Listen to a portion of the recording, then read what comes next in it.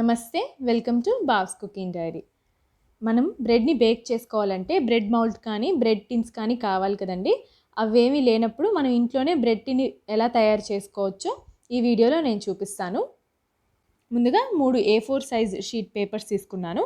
ఏవైనా white papers తీసుకోవచ్చు. అవి కాస్త వీటికంటే పలుచగా ఉంటాయి కాబట్టి ఒక 4-5 తీసుకోండి, నార్మల్ వైట్ పేపర్స్ అయితే. తర్వాత ఒక రెక్టాంగిల్ షేప్ ఉన్న బాక్స్ ఏదైనా తీసుకోండి, ప్లాస్టిక్దైనా మెటల్దైనా ఏదైనా పర్వాలేదు, జస్ట్ షేప్ కోసం అంతే. ఇప్పుడు ఆ బాక్స్ని సెంటర్లో పెట్టుకొని మనం ఈ పేపర్ని 4 సైడ్స్ ఈ విధంగా మార్క్ చేసుకోండి. రెక్టాంగిల్ షేప్, ఆ బాక్స్ షేప్ వచ్చే విధంగా మార్క్ చేసుకోండి ఫోల్డ్ చేసి. తర్వాత ఇప్పుడు కంప్లీట్గా ఆ 4 సైడ్స్ని మనం ఫోల్డ్ చేసుకోవాలి. ఈ 4 సైడ్స్ మనం తయారు చేసుకోబోయే బ్రెడ్ టిన్కి 4 వాల్స్ అన్నమాట.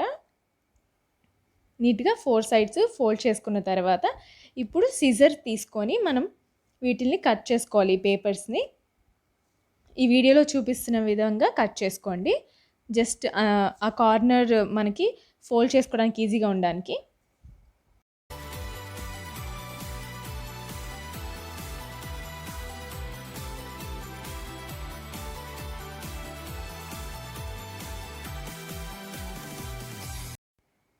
ఇప్పుడు 4 సైడ్స్ కట్ చేసుకున్నాం కదండి. ఇప్పుడు మనం ఈ పేపర్కి ఆయిల్ అప్లై చేసుకోవాలి. మనం వైట్ పేపర్ తీసుకున్నాం కాబట్టి దాన్ని బటర్ పేపర్గా కన్వర్ట్ చేసుకోవడానికి మనం ఈ విధంగా ఆయిల్ అప్లై చేసుకుంటున్నాము.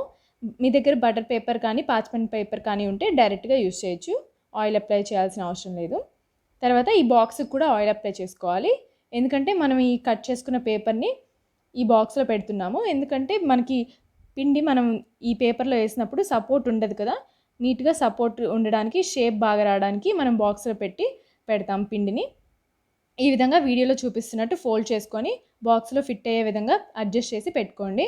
ఒకవేళ కాస్త పెద్దదైనట్టు అనిపిస్తే ఈ విధంగా కొద్దిగా ఇంకొంచెం కార్నర్స్ కట్ చేసుకొని మళ్ళీ వీడియోలో చూపిస్తున్న విధంగానే ఫోల్డ్ చేసి బాక్స్లోకి అడ్జస్ట్ అయ్యే విధంగా ఈ పేపర్ని ఫోల్డ్ చేసి ఒక బాక్స్ షేప్ వచ్చే విధంగా పెట్టండి.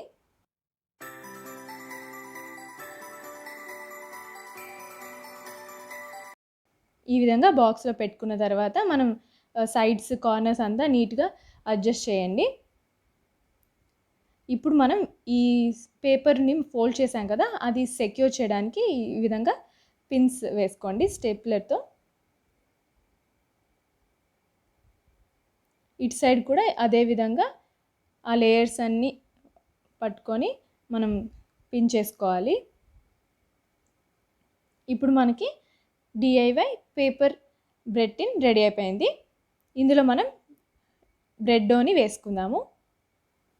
ఈ బ్రెడ్ డోని కరెక్ట్గా దాంట్లో ఫిట్ అయ్యే విధంగా షేప్ చేసుకొని ఈ బాక్స్లో పెట్టి ఈ విధంగా లైట్గా ప్రెస్ చేయండి.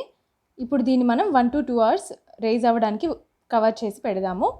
ఇప్పుడు డో బాగా రైజ్ అయింది కదండి. ఇప్పుడు దీన్ని మనం బేక్ చేసుకోవాలి. బేక్ చేసుకోవాలంటే ఈ ప్లాస్టిక్ యూజ్ చేయకూడదు కదా, అందుకని మనం ఈ పేపర్ బాక్స్ని తీసి కరెక్ట్గా అది పట్టేంత వెజల్ ఏదైనా తీసుకోండి. కేక్ టిన్ కానీ లేదంటే నార్మల్ ఏదైనా స్టీల్ కానీ అల్యూమినియం పాత్రలు కానీ ఏదైనా గిన్నె తీసుకోవచ్చు. కరెక్ట్గా ఇది సరిపోయేంత గిన్నె తీసుకొని అందులో ఈ బ్రెడ్ డోని పెట్టుకోండి. ఇప్పుడు లాస్ట్గా మనం మిల్క్ వాష్ చేసుకోవాలండి. బేక్ చేసే ముందు మంచి కలర్ వస్తుంది. పేపర్కి ఈ మిల్క్ తగలకుండా చూసుకోండి, లేకపోతే తడిచిపోతుంది పేపర్. ఈ విధంగా కావాలంటే సైడ్స్లో చిన్న చిన్న మెటల్ ప్లేట్స్, స్టీల్వి కానీ అల్యూమినియం కానీ పెట్టుకుంటే సైడ్స్కి మంచి సపోర్ట్ ఉంటుంది.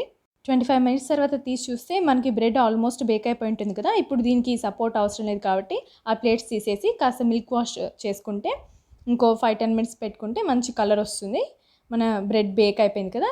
ఇప్పుడు లాస్ట్గా వేడిగా ఉన్నప్పుడే మనం ఆయిల్ కానీ బటర్ కానీ బ్రష్ చేసుకుంటే మంచిగా సాఫ్ట్గా వస్తుంది. దీన్ని మనం ఒక వెట్ క్లాత్తో కవర్ చేసుకుంటే బాగా సాఫ్ట్ అవుతుంది బ్రెడ్. బాగా చల్లారిపోయిన తర్వాత మనం పేపర్ని రిమూవ్ చేసేసుకోవాలి జాగ్రత్తగా. సేమ్ ఇదే విధంగా అల్యూమినియం ఫాయిల్తో కూడా చేసుకోవచ్చు అండి. ఆల్రెడీ నేను చేసిన బ్రెడ్ రెసిపీలో ఈ విధంగా అల్యూమినియం ఫాయిల్ యూస్ చేసే బ్రెడ్ని బేక్ చేశాను. అల్యూమినియం ఫాయిల్ యూస్ చేసినట్లయితే మనకి వేరే కేక్ టిన్ కానీ వెజల్ కానీ యూస్ చేయని అవసరం లేదు, కింద డైరెక్ట్గా పెట్టేయచ్చు.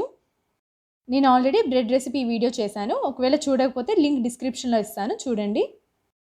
మీకు కనుక ఈ వీడియో నచ్చినట్లయితే లైక్ చేయండి, మీ ఫ్రెండ్స్ అండ్ ఫ్యామిలీతో షేర్ చేయండి, అండ్ నా ఛానల్కి సబ్స్క్రైబ్ చేసుకోండి.